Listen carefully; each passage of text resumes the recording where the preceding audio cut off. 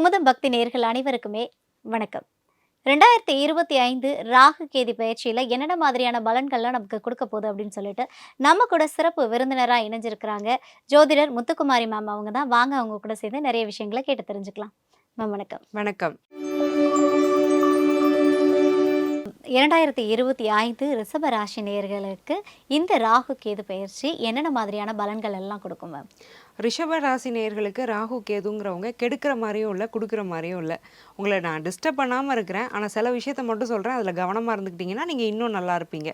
இதை சொல்கிற அமைப்பில் தான் ராகுவும் உட்காந்துட்ருக்கிறாரு, கேதுவும் உட்காந்துட்ருக்கிறாரு. கேது உட்காந்துட்ருக்கிறது ராசிக்கு 4ஆம் இடத்துல, ராகு உட்காந்துட்ருக்கிறது ராசிக்கு 10ஆம் இடத்துல. ஸோ கேது ராகு இவங்க 2 பேரை கம்பேர் பண்ணும்போதே ராகுவோட பிளேஸ்மெண்ட் ரிஷபத்துக்கு இன்னுமே கொஞ்சம் நல்லா இருக்குன்னு சொல்லலாம். ஏன்னா ரிஷபத்தை பொறுத்த வரைக்கும் 4ஆம் வீடான சூரியனுடைய வீடு. சூரியன் அந்தளவுக்கு ஃப்ரெண்ட்லியான பிளானட் கிடையாது ராசிநாதன் சுக்கிரனுக்கு. பட் ராகு உட்கார்ந்துட்டு இருக்க இடமான கும்பம் சுக்கிரனுக்கு ரொம்ப தோஸ்தான சனியுடைய வீடு. அதே போல 10ஆம் இடத்துல ராகு உட்கார்ந்துட்டு இருக்கும்போது பல வெற்றிகளை, 10ல் ஒரு பாவகிரகம் உட்கார்ந்துருக்கும் போது நிறைய வெற்றிகளையும் நன்மைகளையும் அந்த பர்டிகுலர் பர்சனுக்கு பெற்றுத்தரும் அப்படிங்கிறது நிதர்சனமான ஒரு வேத ஜோதிட உண்மை. அப்போ கேதுவை கம்பேர் பண்ணும்போது ராகு ரொம்பவே பாசிட்டிவா இருக்கிறாரு ரிஷபத்துக்கு. Okay ma'am. அதாவது வந்து கொடுக்கவும் மாட்டாரு, எடுக்கவும் மாட்டாருன்ற மாதிரி தெரிய சொல்லிட்டீங்க. ஓகே. இவங்களுக்கு உடல்நலன் சார்ந்த ஏதாவது பிரச்சனைகளை கொடுப்பாரா? ஸோ ரிஷபத்தை எடுத்துக்கிட்டிங்கன்னா தான் கையே வச்சு தான் கண்ணையே குத்துன மாதிரி ராசிநாதனே 6ஆம் அதிபதியாகவும் வர்றதுனால இவங்களே தான் காரணமாக இருப்பாங்க இவங்க ஹெல்த் கெட்டு போகிறதுக்கு. நான் தெரியாமல் தப்பு பண்ணினேன், என்னோட ஹெல்த் போச்சுன்னெலாம் இல்லை. இதை செஞ்சால் ஹெல்த்தில் பிரச்சனை வரும்னு தெரிஞ்சாலும் அதை செய்வாங்க ரிஷபராசி. என்ன காரணம் அப்படின்னா அவங்களால ஆசைகள் எதையுமே அடக்க முடியாது. ஸோ ஒரு பொருளை நான் சாப்பிட்ணுன்னா எனக்கு சாப்பிட்ணும், எனக்கு இந்த லைஃப் ஸ்டைல் வேணும்னா எனக்கு இது வேணும். அப்போது சுய ஒழுக்கம், சுய கட்டுப்பாடு இது ரெண்டையும் கெடுக்கிற கிரகம் யார்? ராகு. மெடிடேஷன் பிளானட் யார்? கேது. கேது 4ல் உட்காந்துருக்கிறதுனால இந்த டைமை யூஸ் பண்ணி நல்ல மெடிடேஷன் பண்ணி ஒரு செல்ஃப் கண்ட்ரோலுங்கிறத கொண்டு வந்து லைஃப் ஸ்டைலில் ஒரு டிசிப்ளினை கொண்டு வந்து ஹெல்த்தியான ஒரு லைஃப் ஸ்டைலை நீங்கள் மெயின்டைன் பண்ணும் பட்சத்தில் எந்த பாதிப்பும் இருக்காது. இந்த கேதுவை நீங்கள் கையில் எடுக்காமல் ராகுவை கையில் எடுத்துகிட்டு மனசு போகிற போக்குக்கு போய் பிடிக்கிறதெல்லாம் சாப்பிட்டுட்டு தூங்காமல் இருந்துட்டு நைட் டைம் மூவி பார்த்துட்டு இந்த மாதிரி உங்கள் ஹெல்த்தை நீங்களே ஸ்பாயில் பண்ணிங்கன்னா, ஏன்னா ராசிநாதனே 6ஆம் அதிபதியாக இருக்கிறதுனால நீங்கள் இதை நிறையவே பண்ணக்கூடிய ஆட்கள் பண்ணும் பட்சத்தில் அதிகப்படியான நபர்களுக்கு மேஜர் ஹெல்த் த்ரெட்ஸ், குரோனிக்கான இஷ்யூஸ், அதாவது கியூர் பண்ண முடியாமல் வாழ்நாள் பூரா மாத்திரை மூலமாக கூடவே வரக்கூடிய இஷ்யூஸ் கூட வர்றதுக்கான வாய்ப்புகள் மிக மிக அதிகம். ஆனால் யாருக்கும் உயிர் பயம் தேவையில்லை. ஏன்னா ஆயுள் ஸ்தானத்தில் ராகு இருக்கிறாரு, ஆயுள்காரகனுடைய வீட்டில் ராகு இருக்கிறாரு. ஸோ அதனால் யாருக்கும் உயிர் பயம் அந்த மாதிரிலாம் எதுவும் கிடையாது. இருந்தாலும் ஒரு வாழ்நாள் பூரா கூட வரக்கூடிய ஒரு நோயை இந்த காலத்தில் கூட்டிகிட்டு போகாதீங்க. ஓகே. கொஞ்சம் செல்ஃப் கண்ட்ரோல் இருந்தால் தப்பிச்சுக்கலாம் அப்படின்னு சொல்லிட்டு சொல்கிறீங்க. Okay, super ma'am. அடுத்ததாக பார்த்தீங்க அப்படின்னா இவங்களுக்கு தொழில் செய்கிறாங்க அப்படின்னா இந்த ராகு கேது பயிற்சியில் அவங்க பண்ணக்கூடிய தொழில் எப்படி மேம் இருக்கும்?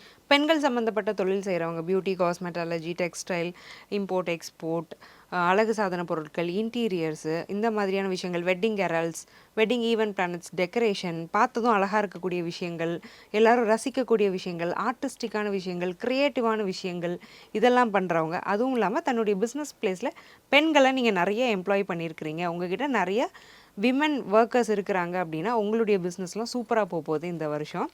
என்ன ரீசன்னா 4ல் இருக்கக்கூடிய கேது என்ன பண்ணுவார்னா கரெக்டான முடிவை கரெக்டான டைமில் எடுக்க வைப்பார். இவ்வளோ நாளுமே நீங்கள் கரெக்டான டெசிஷன் மேக்கர்ஸ் தான். ஏன்னா ரிஷபத்தை பொறுத்த வரைக்கும் டெசிஷன் மேக்கிங்கில் அவங்க தப்பு பண்ண மாட்டாங்க. ஆனால் சரியான நேரத்தில் அந்த டெசிஷன் எடுக்கிறாங்களாங்கிறதுல தான் எப்போவுமே அவங்களுக்கு பிரச்சனை இருக்கும்.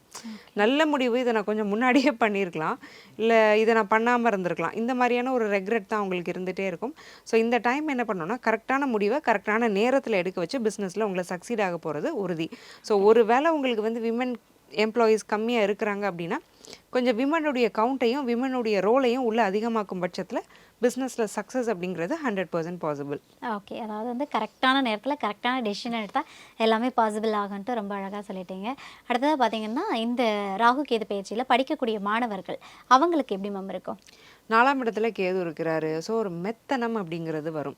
கிளாஸை கவனிச்சுட்டு இருக்கும்போதே என்ன பண்ணுவாங்க அப்படின்னா, இந்த கான்செப்ட் தானே படிச்சுக்கலாம், புக்கை ரீட் பண்ணாலே நமக்கு தெரிஞ்சிடும், எக்ஸாம் தானே கடைசி நிமிஷத்தில் படிச்சுக்கலாம், போஸ்ட்பான் பண்ணக்கூடிய டெண்டன்சி ரொம்ப அதிகமாகும். ஏன்னா ராகு 4ஆம் இடத்துல கேது இருக்கும் பட்சத்தில் ஐ நோ ஆட்டிடியூட் வரும். எனக்கு தெரியும், நான் இதை கற்றுக்க வேண்டிய அவசியம் இல்லை அப்படிங்கிற ஒரு மனப்போக்கு அப்படிங்கிறது ஸ்டூடெண்ட்ஸுக்கு வந்துடும். அது சின்ன குழந்தைங்களாக இருக்கட்டும், இல்லை காலேஜ் போகிற ஸ்டூடெண்ட்ஸாக இருக்கட்டும், இல்லை காம்படிட்டிவ் எக்ஸாமுக்கு படிக்கக்கூடிய மாணவர்களாக இருக்கட்டும். அப்போ அந்த மெத்தனத்தன்மைக்குள்ளே போகாமல் கொஞ்சம் கான்சென்ட்ரேட் பண்ணி உட்காந்து படிக்கணும். இதை பண்ணும் பட்சத்தில் கண்டிப்பாக எஜுகேஷனில் ஜெயிச்சிடலாம். சூப்பர். கொஞ்சம் லெத்தாஜிக்காக இல்லாமல் வந்து படிப்பில் ஃபோக்கஸ் பண்ணணும் அப்படின்னு சொல்லிட்டீங்க. ஓகே, எனக்கு தெரியுங்கிற எண்ணத்தை குறைச்சிடணும். Okay okay ma'am. அடுத்ததாக பார்த்தீங்க அப்படின்னா மனநிலை, இவங்களோட மனநிலையெல்லாம் எப்படி மேம் இருக்கும்? ஸோ கேது 4ஆம் இடத்துக்கு வராரு. ஸோ ஒரு பரந்த மனநிலை, ஒரு பெருந்தன்மை அப்படிங்கிறது கண்டிப்பாக ரிஷபத்துக்கு வரப்போகுது. அதே மாதிரி ராகு உட்கார்ந்துட்டு இருக்கிறது 10ஆம் இடத்துல. கேதுவை ராகுவும் சேர்த்தே இயக்குவார். அப்போது ஒரு கடினத்தன்மை அப்படிங்கிறது வரும். உறுதி, என்ன பண்ணாலும் அது உறுதியாக பண்ணுறது, சிரமமாக பண்ணுறது, ஸ்ட்ராங்காக பண்ணுறது.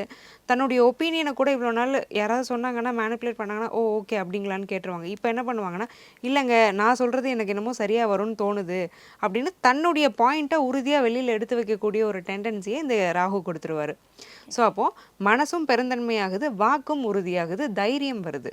Okay ma'am. இவங்களுக்கு வந்து இந்த ராகு கேது பயிற்சினால ஏற்படக்கூடிய பாதிப்புலேருந்து அவங்கள தற்காத்துக்கணும்னா ஏதாவது பரிகாரங்கள் இருக்கா மேம்? வாயில்லா பிராணிகளுக்கு எவ்வளோக்கு எவ்வளோ சாப்பாடு கொடுக்குறாங்களோ அந்த அளவுக்கு ரொம்ப நல்லது. அது தெருநாயாக இருக்கலாம், பராமரிக்கப்படாத ஏதாவது ஒரு செல்ல பிராணிகளாக இருக்கலாம், இல்லை ஏதோ ஒரு 5 அறிவு உள்ள ஒரு ஜீவராசியாக இருக்கலாம். காகத்துக்கு சாப்பாடு வைக்கலாம், புறாவுக்கு, மைனாவுக்குன்னு இந்த மாதிரி பேர்ட்ஸுக்கு, அனிமல்ஸ்க்கு வந்து இவங்க ஃபீட் பண்ணிகிட்டே இருக்கிறாங்க இவங்களால முடிஞ்சது. வீட்டில் உள்ள வேஸ்ட்டான ஃபுட்டாக கூட இருக்கலாம்.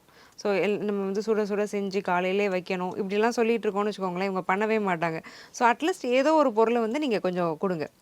கொடுக்கும் பட்சத்தில் அந்த ஜீவராசிகள் சாப்பிட்டுட்டு வயிறாரும் பட்சத்தில் அது உங்களுக்கு நல்ல கர்மாவாக மாறி வேலை செய்யும்.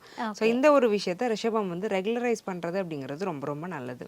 ரொம்ப அழகாக நம்ம நேயர்களுக்காக சொல்லியிருக்கீங்க மேம். நன்றி மேம். நன்றி.